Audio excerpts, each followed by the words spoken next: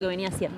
Bien, la sumamos a Julia Estrada, economista de CEPA, diputada de Unión por la Patria. Bienvenida. ¿Cómo estás? ¿Qué podemos esperar de la relación gobierno de Javier Milei y Fondo Monetario Internacional? Varias cosas. Hoy vi todo el día en los medios de comunicación que el gobierno se ocupó de decir, de instalar que el acuerdo con el Fondo Monetario Internacional está caído. Es decir, el gobierno anterior entregó, un bodoque que no se puede resolver y que va a venir Milei a salvarlo, a resolver el acuerdo con el fondo. Y lo que yo digo es, tres cosas van a hacer. Las mismas tres que hubiera hecho Massa. Las mismas tres. Van a renegociar metas, o sea, van a ver si pueden cumplir o no una parte de lo pasado, pero para adelante además. Y ahora quiero hacer un asterisco sobre esa renegociación que va a ser para el lado del ajuste en el caso de Milei. Van a pedir un waiver. ¿Qué es pedir un waiver? Es decirle al FMI, disculpas, lo decía bien NASA, perdón. Sí, más colonia no se consigue.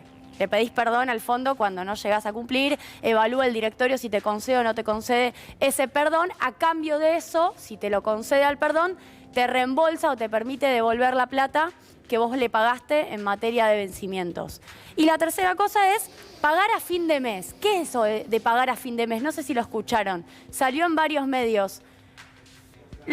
Los vencimientos pueden juntarse, a veces caen vencimientos a mitad de mes, y decide la Argentina soberanamente juntar los pagos y hacerlos a fin de mes. Lo ha hecho el gobierno anterior, lo va a hacer el gobierno de Milei. A ver, lo que estoy queriendo decir es, no cambia sustancialmente. Al contrario, lo que está ocurriendo es que Georgieva y el Fondo Monetario Internacional están felices porque ¿qué hace Milei? Y les corrió el arco para el lado del ajuste. Para el 2024 la meta era 0,9% de déficit fiscal sobre PBI.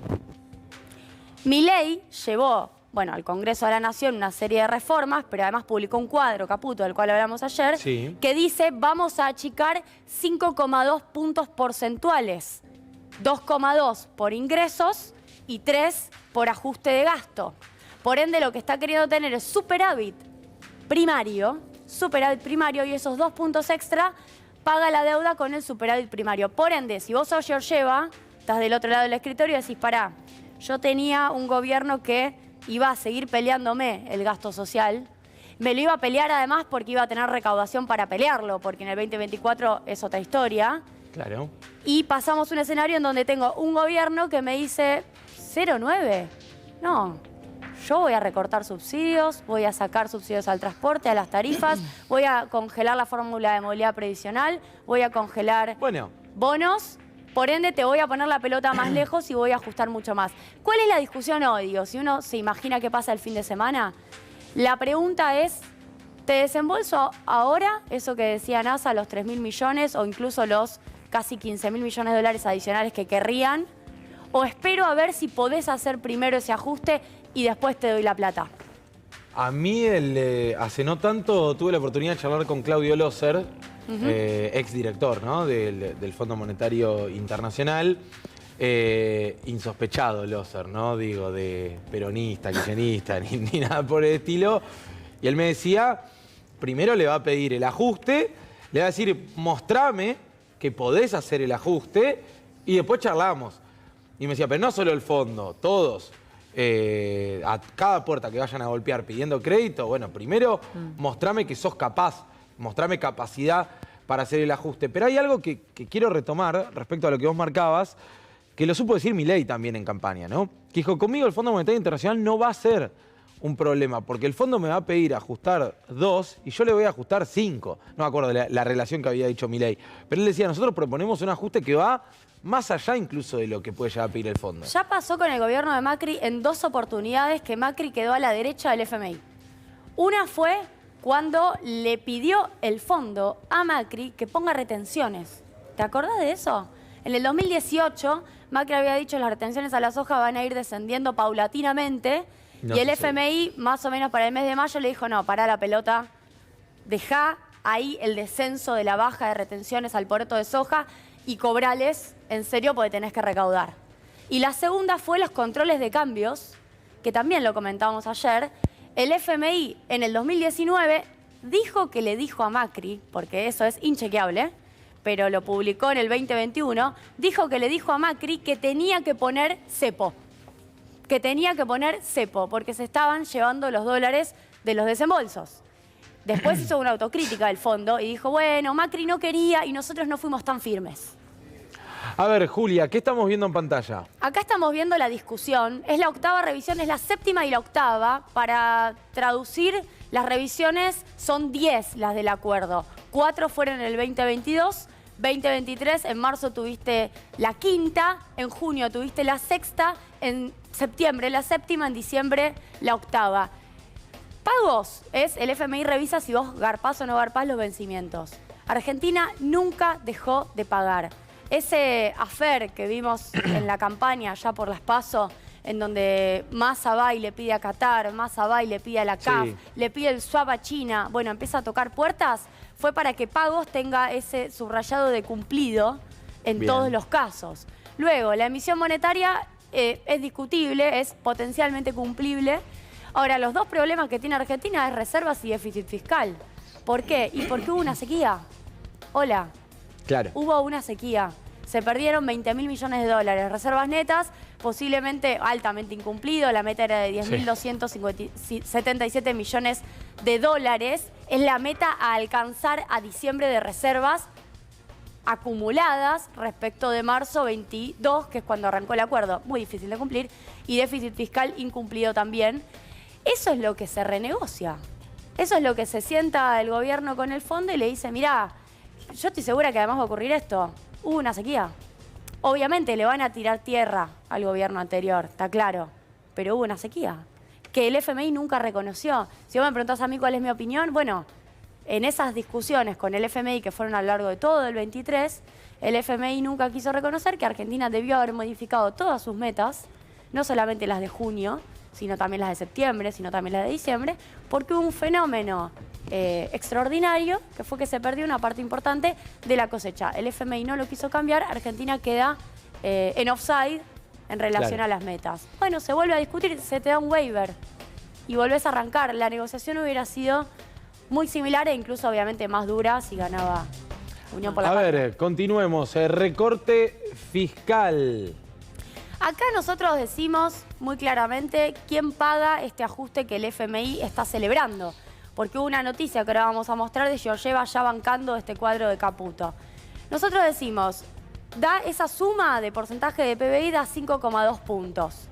En realidad lo publicaron y les dio mal, 5,4 da. Trabajadores activos ponen 2,35 puntos del ajuste. O sea, el 43,5 en la columna a la derecha del ajuste lo ponen los trabajadores activos. ¿En calidad de qué? De que vuelven a pagar ganancias, de que pagan el boleto más caro, que pagan la luz más cara, Claro. que se suspende la obra pública y que además hay despidos de trabajadores estatales. Los trabajadores pasivos, le hace jubilados, van a poner a la derecha el 9,3% del ajuste, casi el 10% del ajuste que se va a discutir seguramente el fin de semana entre Caputo y el fondo. Perdón, ¿y el ítem la casta? El ítem la casta es muy interesante. Dice ahí, población de alta capacidad patrimonial, 0,5 puntos del PBI, 9,3% del ajuste. ¿Qué es eso? En el proyecto de ley Ómnibus aparece el ítem bienes personales, que es el único impuesto a la riqueza que tiene la Argentina. Pagás por lo que tenés. Como en un mínimo no imponible, pagan solamente 600.000 personas en la Argentina este impuesto. Por las dudas, aclaro. Ganancias mucho más. ¿Qué es lo que dice el gobierno? Como voy a hacer un blanqueo y voy a meter más gente a pagar porque me van a declarar bienes que no están declarados, voy a recaudar más. Pero no porque le cobre más a los que más tienen, sino porque van a pagar más los que no lo tienen declarado el día de hoy. Es decir, el impuesto a los bienes personales, según el proyecto de ley Ómnibus, va a bajar en su imposición. Baja, para que tengan un valor, de 1,75 es la alícuota, muy baja, a 0,5%. Ya había pasado con Macri esto. Ya lo hizo Macri. De hecho, Macri fue más fuerte, lo quiso reducir a 0, lo quiso eliminar. Se frenó en el Congreso y quedó en 0,25. Ahora Milei dice de 1,25 a 0,5. Por ende, en castellano, los ricos pagan menos. Trabajadores activos van a pagar más, van a pagar ganancias, van a pagar más caro el boleto, va a suspenderse la obra pública, va a haber despidos estatales, los trabajadores pasivos, los jubilados van a tener una suspensión de la movilidad previsional, van a tener un congelamiento de sus bonos, le van a liquidar el FGS. Todo eso va a pasar mientras los ricos de la Argentina van a pagar menos. La única razón por la cual aumenta ese porcentaje es porque más ricos van a declarar su riqueza según el blanqueo. Claro, por eso nosotros marcábamos esto de la distancia entre el ajuste lo paga la casta y no los argentinos de bien y lo que estamos viendo, ¿no? Que es que la mayor parte del peso del ajuste cae sobre los argentinos de bien. Finalmente, salvo que por argentinos de bien hayan entendido que era el 0,8% de la población. No, la parte más 0,8 alta, no, 0,0. 0,08. Perdón. Y en realidad da 1 después, 0,001. Si pero es 0,8 es más. Es muy impresionante. El otro día yo mostraba un trabajo que hizo Diego Giacomini en respecto de Diego Giacomini, otra persona insospechada, ¿no? Digo, por las dudas. Estoy constantemente aclarándolo porque si no, viste, todo cae en el facilismo de es zurdo, no sé qué y demás. Bueno, Diego Giacomini, ex socio de Javier Milei, publicó un cuadro donde dice, en el mejor de los casos, el ajuste se reparte, creo que era 68-32. 68 la gente, 32 la casta, entre comillas. Mirá, si volvemos a poner el cuadro, hacemos una suma aritmética muy sencilla. Si están en casa, agarran y suman. Trabajadores activos son 2,35 puntos del PBI del ajuste. Los trabajadores pasivos son el 0,5, las pymes son el 0,8. A la derecha tenemos porcentaje del ajuste, 43,5, 9,3, 14,8. El 67% del ajuste lo pagan los trabajadores activos, los jubilados y las pymes.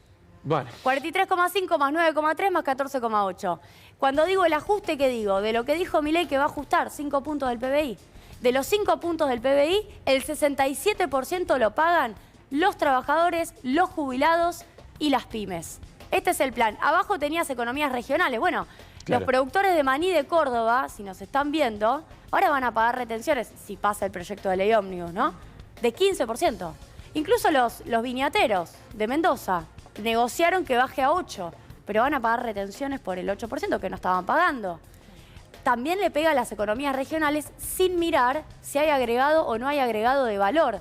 Porque hay un criterio que está bueno que tengan los impuestos en Argentina, que es, mirá, yo tengo un sentido, una lógica de país.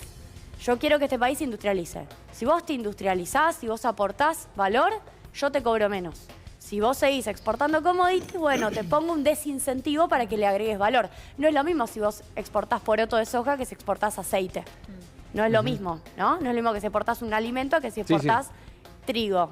Bueno, eso se rompe con las retenciones que sube el gobierno de Milei, que pretende subir en el proyecto de ley ómnibus, porque le cobra a economías regionales que agregan valor y que generan dólares. El caso del vino en Mendoza y el caso del maní en Córdoba, o el limón, si querés, en Tucumán, son casos de economías regionales que además generan empleo, generan dólares y son para el desarrollo regional. Claro. O sea, ¿te parece que hay como una intención de primarizar la economía? Totalmente. En el medio abrieron las licencias no automáticas. Si la gente no sabe, licencias no automáticas es no automático. Yo habilito que entre un container de China. Si previamente le consulto a la Secretaría de Producción, che, por sí o por no, ¿entra o no entra? Este container de ropa de China, ¿entra o no entra? Como no es automático, la Secretaría de Producción responde no si quiere seguir protegiendo la industria textil. Responde sí si dice, bueno, ¿para qué tener industria textil? ¿Para qué? Claro. Casta. ¿Para qué? Bueno, lo que va a ocurrir es que vamos a tener una apertura importadora muy fuerte. ¿Y esta imagen? Bueno, ahí la tenemos a Gita Gopinath, que es la número 2 de Georgieva. Ahí está Caputo y Pose en la reunión que hubo estos días. Gita Gopinath, junto con Georgieva, están celebrando los primeros pasos del gobierno de Milei. Yo le pasaba a nuestro productor una placa con las primeras declaraciones que hizo Georgieva el 12 de diciembre, que si la conseguimos, pongámosla, porque celebró el 120% de evaluación de Caputo. Claro, sí. Celebró Sí. el cuadro eso que acabamos de ver, en donde el ajuste lo pagan los trabajadores y las pymes. Cristalina Georgieva lo celebró. Dijeron, este es el camino, este es el sendero que queremos recorrer con Argentina. Y yo traje también un gráfico para ver qué pasó con la devaluación y cómo la devaluación del 120% fue la más alta de los últimos 20 años, porque esa fue la devaluación que además celebró el Fondo Monetario Internacional. Por ende, lo que quiero decir es... Está muy claro hacia dónde va y está muy claro lo que pide el fondo también, que es este mismo sentido. Totalmente, al contrario, va a quedar el FMI quizás pidiendo, como a veces pasa, alguna lógica compensatoria. Afloja un poco, con los le va a sectores decir. populares, o si volvemos a entrar en una lógica de levantamiento del cepo, que todavía no ocurrió, pero que es el sentido en el cual Milei nos quiere poner, es decir, levantar las restricciones cambiarias, que tengamos una lógica de endeudamiento y formación de activos externos, seguramente el FMI ponga un poquito el grito en el cielo y diga, che, pará, ¿por qué no acumulás un poco de reservas? Porque acumulación de reservas es lo que yo necesito para cobrar, que es básicamente la discusión del fondo en todos los países. Yo lo único que planteo acá es, bueno, ¿cuál es el plan del FMI para que Argentina en algún momento se desarrolle? Ninguno. Acá tenemos la evolución del tipo de cambio real. Al 12 de diciembre se devaluó, vemos ahí a la derecha, a 700. Decís, ¿y cómo era en el 2001? ¿Cómo era en el 2002? Bueno, a junio del 2002, a valores de hoy, era 926. Y cuando arranca el gobierno de Néstor Kirchner, a mayo del 2003, estaba a 675. Hoy estamos más devaluados que en mayo de 2003. Hoy estamos más devaluados que, vemos ahí una curva elevada en el 2018, que en el 2018. Argentina está hiperlicuada. Y la suba del dólar de estos días, si nos metemos con la discusión de los paralelos de hoy, los financieros, el MEP y el contado con liquidación, tiene que ver precisamente con que esa licuación con baja de tasa, porque mientras licuaron así con el 120% de devaluación histórica en los últimos 20 años, bajaron la tasa de los plazos fijos, además el BOPREAL, creo que Nasa lo mencionaste, no terminó de funcionar como incentivo para los importadores para comprar ese bono y de esa manera pagar su deuda en dólares, bueno, fueron al MEP. Claro. Y ese es un problema que tiene el gobierno. Es un problema porque gran parte del secreto de que le haya funcionado la devaluación y que le funcione en el tiempo, que se sostenga en el tiempo, es que no haya brecha. Claro. El secreto es que no haya brecha.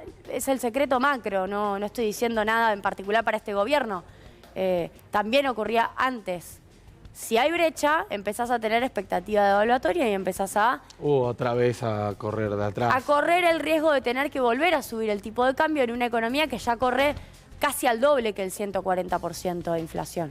La economía ha duplicado el ritmo de inflación después de esa devaluación. Bueno, muy bien. Clarísimo, Julia Estrada. Lamentablemente, clarísimo, Julia Estrada. No sabes si querés entenderlo o no, ¿viste? Claro, no, sí, ahora que hicimos doble clic me quedo más preocupado de lo que estaba antes. Bueno. Pero bueno, Mejor saberlo, ¿no? Es Mejor un trabajo, anticiparse. Estrada, totalmente, Obvio que totalmente. Gracias, Por favor. Julia. Volvemos a la calle, si les parece.